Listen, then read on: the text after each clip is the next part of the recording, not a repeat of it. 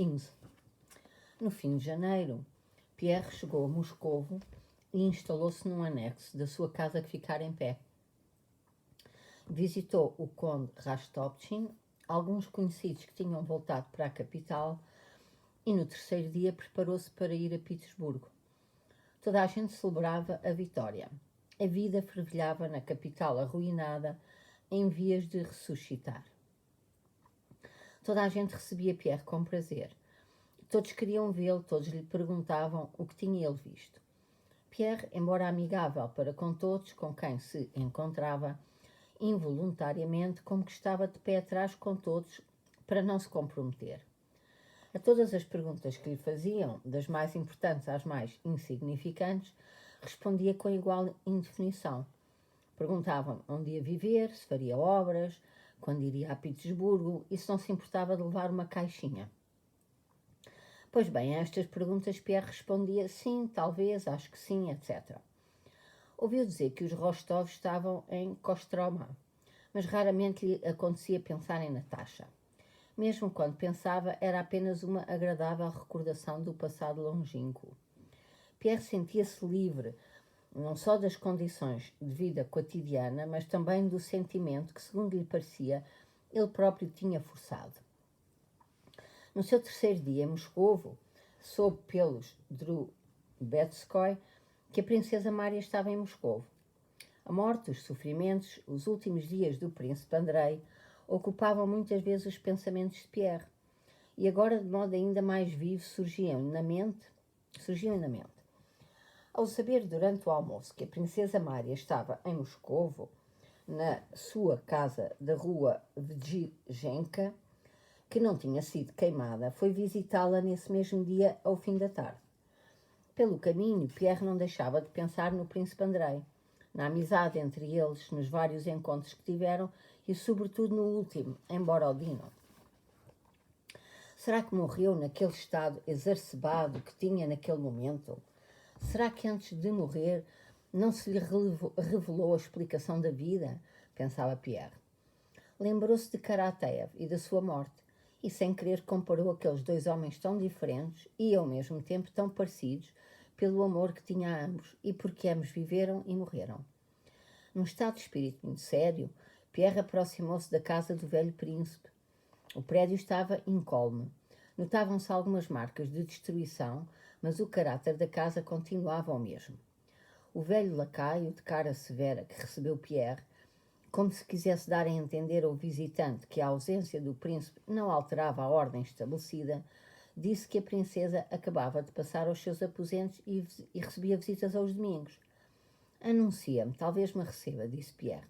Sim, senhor, respondeu o lacaio. Faça favor de entrar para a sala dos retratos. Alguns minutos depois, o lacaio e de Sales foram ter com Pierre. De Sales transmitiu a Pierre as palavras da princesa de que teria muito gosto em vê-lo e lhe pedia que lhe perdoasse a falta de cerimónias, que subisse aos aposentos dela. Numa saleta de teto baixo, alumiada apenas por uma vela, estava sentada a princesa e com ela mais alguém de vestido preto. Pierre lembrava-se de que a princesa tinha sempre damas de companhia. Pierre não sabia como eram nem quem eram essas damas de companhia, não se lembrava. É uma delas, pensou, lançando um olhar para a senhora de preto. A princesa levantou-se logo e foi ao encontro de Pierre, estendendo-lhe a mão. Pois, disse ela, perscrutando o rosto mudado de Pierre, depois de ele lhe ter beijado a mão. Assim nos encontramos. Nos seus últimos dias, ele falava muitas vezes de si, disse a princesa, olhando para a dama de companhia com uma timidez que por um instante pasmou Pierre. Fiquei muito feliz quando soube que o senhor se tinha salvado.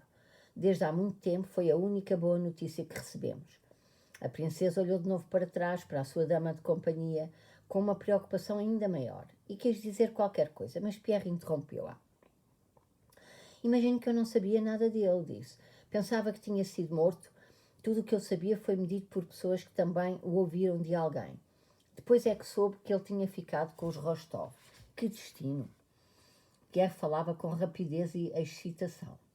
Olhou uma vez para o rosto da dama de companhia, viu um olhar meigamente curioso e atento fito nele, e como acontece muitas vezes durante a conversa, sentiu, sem saber porquê, que aquela dama de companhia de vestido preto era uma criatura boa, querida, que não estorvaria a sua conversa cordial com a princesa Mária. Porém, quando ele disse as últimas palavras sobre os Rostov, a perturbação na cara da princesa Mária foi ainda maior. De novo passou o olhar da cara de Pierre para a dama de vestido preto e disse: será que não a reconhece? Pierre voltou a olhar para o rosto pálido e fino da dama de companhia, com os olhos negros e uma boca estranha. Qualquer coisa de familiar havia muito esquecido e mais do que querido, olhava para ele com 2 olhos atentos. Não, é impossível, pensou ele. Uma cara assim severa, magra, pálida, envelhecida, não pode ser ela. É apenas uma recordação. Então a princesa Mária disse: Natasha. E aquele rosto de olhos atentos, a custo, com grande esforço, como se abre uma porta empenada, sorriu. E da porta finalmente aberta soprou para Pierre e envolveu-o a felicidade. Havia muito esquecida e em que já não pensava sobretudo agora. Soprou, envolveu-o, absorveu-o. Quando ela sorriu já não podia haver dúvidas. Era Natasha e ele amava-a. Logo no primeiro instante, Pierre involuntariamente revelou à princesa Mária, a Natasha e a si mesmo, o segredo que também ele não conhecia. Corou de felicidade e sofrimento. Queria esconder a sua emoção, mas quanto mais a queria esconder, mais claramente dizia, mais claramente do que com as mais definitivas palavras. A si mesmo, à princesa Mária e a Natasha, que a amava. Não quer dizer nada, é apenas da surpresa, pensou Pierre. Porém, quando quis continuar a conversa com a princesa Mária, voltou a olhar para Natasha e cores ainda mais fortes lhe cobriram a cara. E a emoção de uma alegria e de um medo ainda mais fortes dominou-lhe a alma. Atrapalhou-se com as palavras e parou no meio do discurso. Pierre não tinha reparado em Natasha, porque nunca pensara encontrá-la ali, e não a tinha reconhecido porque mudara muito desde a última vez que a vira. Natasha emagrecera, a sua tez tornara-se pálida, mas não era isso que a tornava irreconhecível.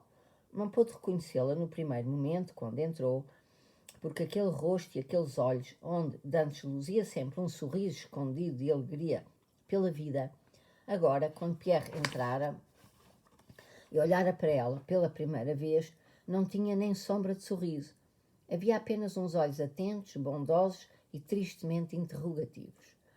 A confusão de Pierre não se refletiu em Natasha como confusão, mas como um prazer que, quase indistintamente, lhe alumiou todo o rosto. 16. Ela veio para passar algum tempo comigo, disse a princesa Mária. O conde e a condessa chegam nos dias mais próximos. A condessa anda num estado terrível, mas a própria Natasha precisava de ir aos médicos. Mandaram-na comigo à força. Sim, não há nenhuma família sem a sua desgraça, disse Pierre, dirigindo-se a Natasha. Sabe, foi no próprio dia em que nos libertaram. Eu vi-o. Que rapaz maravilhoso ele era. Natasha olhava para ele e, como resposta às suas palavras, os olhos dela apenas se abriram e luziram mais. O que se pode dizer ou pensar como consolação, disse Pierre. Nada. Que necessidade tinha de morrer um rapaz tão querido e tão cheio de vida? Sim, nos nossos tempos seria difícil viver sem fé, disse a princesa Mária. Sim, isso é a pura verdade, interrompeu a Pierre apressadamente. Porquê? Perguntou Natasha, olhando Pierre nos olhos com atenção. Como? Disse a princesa Mária. Só o pensamento do que nos espera lá. Natasha, sem a ouvir até ao fim, voltou a olhar interrogativamente para Pierre. E também, continuou Pierre, porque apenas uma pessoa que acredita que há um Deus que nos dirige pode suportar uma perda como a dela e a sua. Natasha abriu a boca para falar, mas parou. Pierre apressou-se a virar-se dela e dirigiu-se de novo à princesa Mária, perguntando-lhe sobre os últimos dias da vida do príncipe Andrei. O embaraço de Pierre quase desaparecera, mas ao mesmo tempo sentia desaparecer também toda a sua recente liberdade. Sentia que, para cada palavra ou ação suas, existia agora um juízo e um juízo que lhe era mais caro do que o juízo de qualquer outra pessoa no mundo. Agora estava a falar e, simultaneamente, tentava perceber que impressão as suas palavras causavam em Natasha. Não tentava dizer propositadamente o que lhe poderia agradar, porém, Fosse o que fosse que lhe dissesse, avaliava-se a si mesmo do ponto de vista dela. A princesa Mária, a contragosto, como sempre, começou a contar sobre a situação em que se encontrara o príncipe Andrei. Mas as perguntas de Pierre, o seu olhar animado e inquieto, o seu rosto tremente de emoção, levaram-na pouco a pouco a entrar em pormenores que até a imaginação ela tinha medo de reconstruir. Sim, pois, dizia Pierre, de corpo todo inclinado para a frente e escutando avidamente a princesa Mária. Sim, então ele acalmou, abrandou. A tal ponto ele procurava sempre, com todas as forças da sua alma, uma única coisa, ser impecavelmente bom, que não podia ter medo da morte. Os defeitos que tinha, se os tinha, não provinham dele. Então abrandou, dizia Pierre. Que felicidade ter chegado a encontrar a menina, disse a Natasha, voltando-se bruscamente para ela, com os olhos marejados de lágrimas. O rosto de Natasha tremeu. Carregou o sobrolho e por um instante baixou os olhos. Durante um minuto hesitou. Falar, não falar? Sim, foi uma felicidade, disse numa voz baixinha do fundo do peito. Para mim foi com certeza uma felicidade, calou-se. E ele disse que era isso que queria quando vim para junto dele.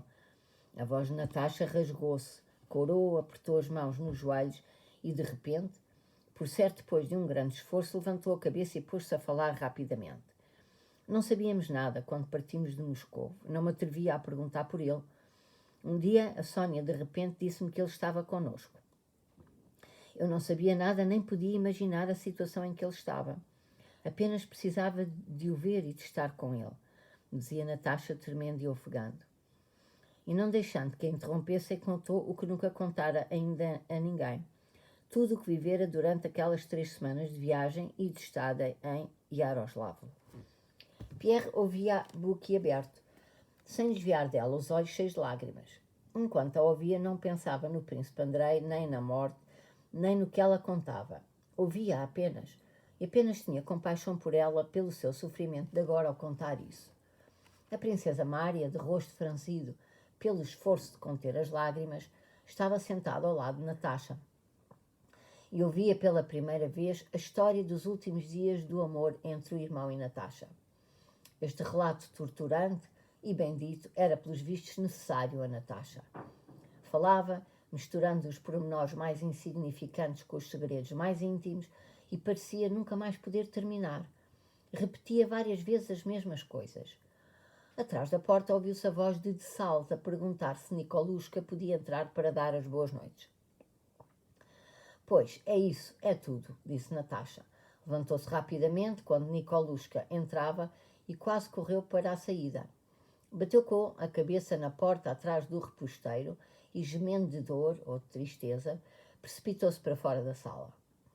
Pierre olhava para a porta por onde ela saíra, sem perceber de repente porque ficara sozinho no mundo. A princesa Mária tirou-o do seu devaneio e pediu a sua atenção para o sobrinho que entrara na sala. Nikolushka, parecido com o pai, no enternecimento de alma em que estava Pierre, teve um tal efeito nele que, depois de beijar Nikolushka, levantou-se rapidamente e, tirando o lenço, afastou-se para a janela. Queria despedir-se logo da princesa Mária, mas esta reteve. Não, eu e a Natasha às vezes não dormimos até às 3 da manhã. Por favor, fique. Eu vou mandar servir o jantar. Vá para baixo, já vamos ter consigo. Antes de Pierre sair, a princesa disse-lhe, foi a primeira vez que ela falou assim dele. 17. Conduziram Pierre à sala de jantar, grande e bem alumiada. Uns minutos depois ouviam-se os passos da princesa e de Natasha a entrarem. Natasha estava calma, tinha voltado ao rosto e expressão sem sorriso. A princesa Mária, Natasha e Pierre experimentavam aquela sensação de desconforto que têm as pessoas depois de uma conversa séria e profundamente sincera.